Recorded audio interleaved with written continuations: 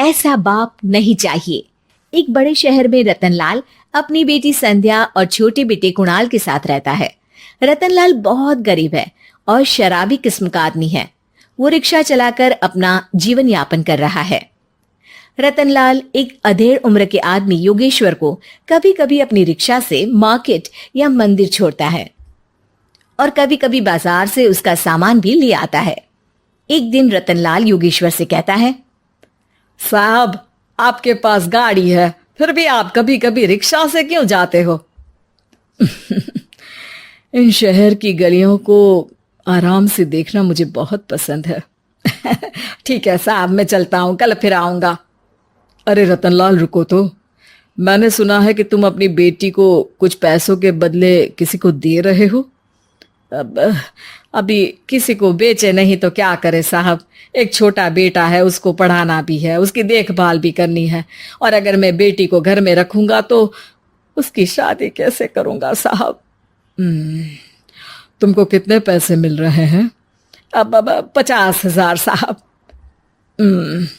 देखो, मैं तुमको पूरे 20 लाख रुपए देता हूं। तुम अपनी बेटी संध्या को मुझे दे दो। हैं? 20 लाख? धन्यवाद साहब, धन्यवाद। मैं कल ही उसे आपके पास छोड़ जाऊंगा साहब। अगले दिन रतनलाल संध्या को हमेशा के लिए योगेश्वर के यहाँ छोड़ आता है और बदले में 20 लाख रुपए लेकर घर आ जाता है। रतनलाल जिंदगी में पहली बार इतने पैसे पाकर बौखला गया। उसने एक अच्छा घर लिया। कुणाल, अब हमें कोई चिंता नहीं है, तो अब अच्छे से पढ़, खूब मन लगाकर पढ़ाई करना।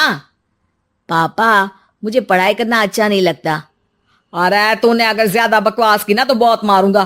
कल से तू अच्छे स्कूल में जाएगा तो जाएगा, हाँ बस। कुणाल का एडमिशन एक अच्छे स्कूल में हो जाता है, लेकिन आए दिन स्कूल से शिकायत आती ही रहती है। 10 साल बाद एक दिन प्रिंसिपल मैडम रतनलाल को स्कूल में बुलाती है।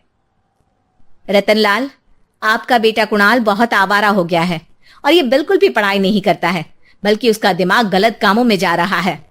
अब मैं उससे बात करूंगा मैडम। ठीक है, आज ये आखिरी मौका है, अगली बार तो मैं उसे स्कूल से ही बाहर निकाल दूंगी। रतनलाल घर आ जाता है और कुणाल से कहता है, कुणाल बेटा, मैं तुम्हारे ऊपर इतना पैसा लगा रहा हूं, फिर भी तुम स्कूल में सही से क्यों नहीं पढ़ते हो? आप तो रहने ही दीजिए, मैं सब जानता हूं कि ये पैसा कहां से आया है। और वैसे भी अब ये पैसा मेरा है, मेरा जो भी मन होगा मैं करूंगा। आज के बाद मैं कभी स्कूल नहीं जाने वाला। रतनलाल को अपनी बेटी की याद आती है और वो रोने लगता है। 5 साल बाद कुणाल एक दिन एक लड़की को शादी करके घर ले आता है। पिताजी, ये मेरी पत्नी है स्वीटी। तुमने शादी कर ली? हाँ, शादी कर ली मैंने, दिखाई नहीं दे रहा। और अब से आप फिर से कमाना शुरू कर दो, बहुत बैठ कर खा लिया। कुणाल, तुम इस बुड्ढे को घर में क्यों रख रहे हो? देखो ना, ये शराब पीता है, इसे घर से बाहर निकाल फेंको। अरे स्वीटी, ये मेरे पापा है, कैसे बाहर निकाल दूं? और वैसे भी घर में कोई तो चाहिए ना काम करने वाला, नौकर समझ कर रख लो। इस बुड्ढी को तो घर से बाहर निकाल कर ही रहूंगी मैं कब तक इसके लिए खाना बनाऊंगी। स्वीटी एक दिन घर के बाहर पार्क में अपनी दोस्तों के साथ बैठी होती है। तभी वो रतनलाल को बुलाती है। पिताजी, मेरे कमरे में मैं अपना फोन छोड़ आई हूं, जरा लाकर तो देना। हाँ जरूर, अभी लेकर आता हूं। रतनलाल फोन लेकर आ जाता है। कुछ समय बाद स्वीटी के फ्रेंड्स भी चले जाते हैं। स्वीटी अंदर आकर शोर मचाती है। चोर चोर! कहाँ है चोर? मुझे तो यहाँ कुछ नहीं दिख रहा। अरे ये अलमारी खुली पड़ी है, जरूर किसी चोर ने ही खोली होगी। अरे कौन आया था यहाँ? यहाँ तो पिताजी आए थे बस। अरे बहू, मैं चोर नहीं हूं। मुझे तो आप पर अब बिल्कुल भी विश्वास नहीं है पिताजी, क्योंकि जब आप पैसे के लिए दीदी को बेच सकते हो तो आप चोरी भी तो कर ही सकते हो। अरे लेकिन वो सब तो मैंने तेरे भले के लिए किया था ना। मैं तो कहती हूँ कि हमें इनकी कमरे की तलाशी लेनी चाहिए। तुम बिल्कुल सही कह रही हो, चलो। स्वीटी और कुणाल दोनों रतनलाल के कमरे की तलाशी लेते हैं और उन्हें वहां स्वीटी की ज्वेलरी और पैसे मिल जाते हैं। मैं तो पहले ही जानता था कि चोर आप ही हो। निकल जाओ मेरे घर से और दोबारा अपनी शक्ल मत दिखाना। रतनलाल आंखों में आंसू लिए घर से निकल जाता है। स्वीटी मन ही मन सोचती है, आज तो मेरी प्लानिंग सफल हो गई।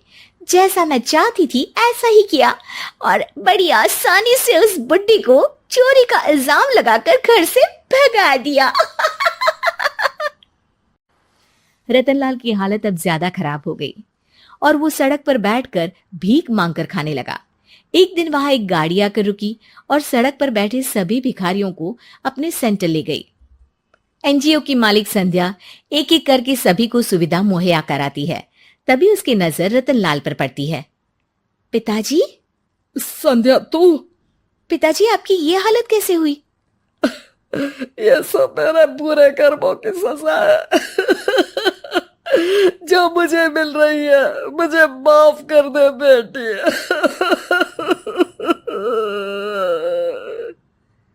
पिताजी, मैं आप पर बिल्कुल भी गुस्सा नहीं हूं, क्योंकि आपने मुझे यहां भेजकर अच्छा ही किया। मेरी जिंदगी बदल गई। लेकिन ये सब हुआ कैसे बेटा? आप ये नए कपड़े पहनो, तब तक मैं योगेश्वर अंकल को बुला कर लाती हूँ। योगेश्वर अंकल? हाँ अंकल। योगेश्वर जी ने तुझसे शादी नहीं की थी? नहीं तो पापा, उन्होंने तो मुझे पढ़ा लिखा कर इस काबिल बनाया है कि मैं आज सबकी सेवा कर पा रही हूँ।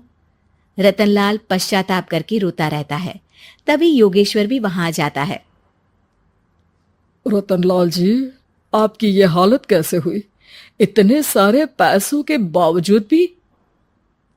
क्योंकि मैंने बेटे और बेटी में भेदभाव किया था।